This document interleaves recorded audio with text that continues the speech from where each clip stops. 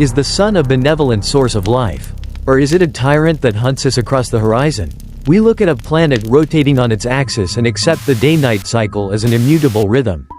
But the topographical survey from Sector 19 suggests a civilization that viewed the sunrise not as a promise of renewal, but as a ballistic threat to be outrun. This is the Umbral Citadel, a fortress built not of stone and mortar, but of perpetual motion. Let us break the seal on the containment unit and document what remains. The Umbral Citadel is not a stationary ruin. It is a kinetic scar carved into the planet's crust, running continuously along the latitude we refer to as the Terminator line. The settlement was constructed inside a massive, engineered trench, 60 meters deep and 2 kilometers wide, that spans the circumference of the globe. Reference the synthetic aperture radar map. Note that the city does not merely exist near the twilight zone, it is the twilight zone. The citadel was mobile. It was built upon a colossal geothermal-powered tread mechanism, a series of subterranean engines that engaged directly with the mantle. These engines forced the entire city structure to crawl continuously westward, matching the exact speed of the planetary rotation. This was the ultimate solar exclusion tactic, physical displacement. The citizens lived in a zone of engineered twilight, perpetually chasing the sunset to ensure the light of their primary star never breached their walls. The sheer audacity of this geomorphology is staggering. This architecture was designed to negate a fundamental constant of astrophysics. The continuous movement required an energy output equivalent to a small fission reactor, all dedicated to the simple act of standing still relative to the sun. The excavation context reveals the violence of this existence. The inner walls of the trench, constructed from reinforced ferrous alloys, are scored by deep, horizontal grooves. These are not decorative, they are drag marks. The bedrock itself fought against the city's passage. The atmospheric analysis is equally telling. The air inside the trench retains a permanent, low-frequency vibration. It is the residual acoustic signature of millions of tons of steel groaning against the weight of the planet. To live here was to live inside a machine that never stopped screaming. I find the necessity for this darkness deeply troubling. Why dedicate a civilization's entire industrial capacity to this Sisyphean task?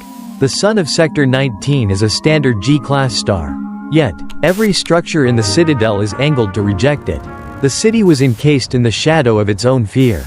A fugitive metropolis running from the dawn. Moving beyond the kinetic mechanics of the trench, we enter the mindset of the inhabitants, a culture so deeply rooted in heliophobia that their urban planning was a form of trauma response. The architectural blueprint of the Umbral Citadel is not a design for living, it is a design for hiding.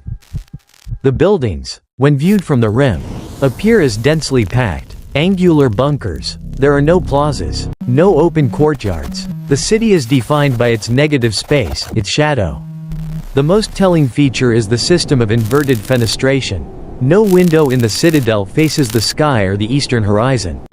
The structures feature thick, armored apertures that point exclusively downward toward the geothermal light wells and the canyon floor. Where our architecture seeks to invite light, the citadel utilized lead glass prisms and blast shielding to banish it. To them, a ray of sunlight was not a resource, it was a breach.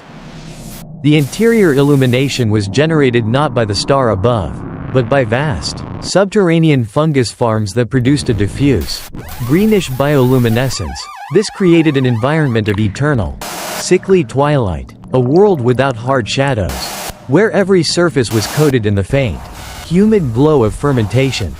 This absolute fear of the light dictated the social stratification. The citadel was segregated vertically. The lower levels, closest to the geothermal engine core, were the domain of the elite, the shadow keepers. Their residences were shielded by kilometers of rock and steel, insulated from the slightest chance of solar intrusion.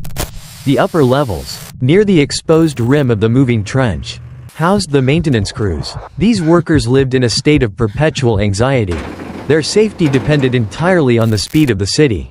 They knew that if the treads slowed even by a fraction, the Terminator line would shift, and they would be the first to burn. I find the cultural manifestations of this fear deeply resonant. Their religious iconography depicts the sun not as a god, but as the Great Watcher. a malevolent eye that brings calcification and death. Their highest virtue was stillness in motion, the ability to remain calm while the world ground beneath their feet. Their technology was dedicated entirely to astro defense. They developed massive kinetic shields that could snap shut over the trench in seconds. We found instruments for inverse heliotropism, sensors that track the sun's position to calculate the maximum shadow density. The entire urban structure was a vast, continuous motion bunker, trading the beauty of the sky for the guarantee of survival. They bought time, but they paid for it with the color of their world. The end of the Umbral Citadel was an inevitability written into the physics of its own design.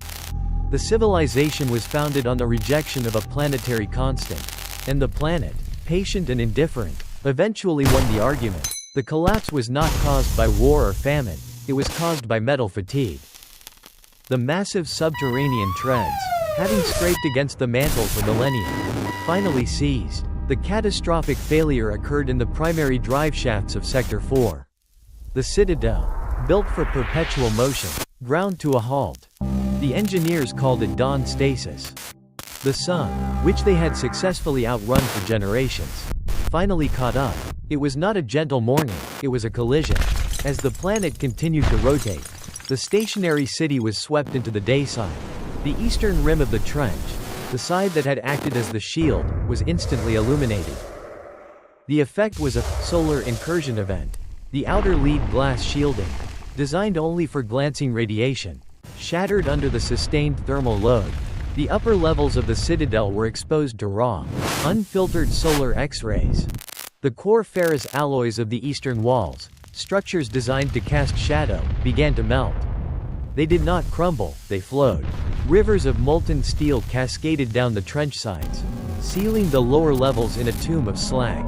The atmosphere inside the trench, superheated in seconds, expanded violently, blowing out the airlocks and creating a vacuum that suffocated the survivors before the heat could take them. The civilization was incinerated by its own inertia. They had built a machine to escape the light, but when the machine stopped, the light became a weapon.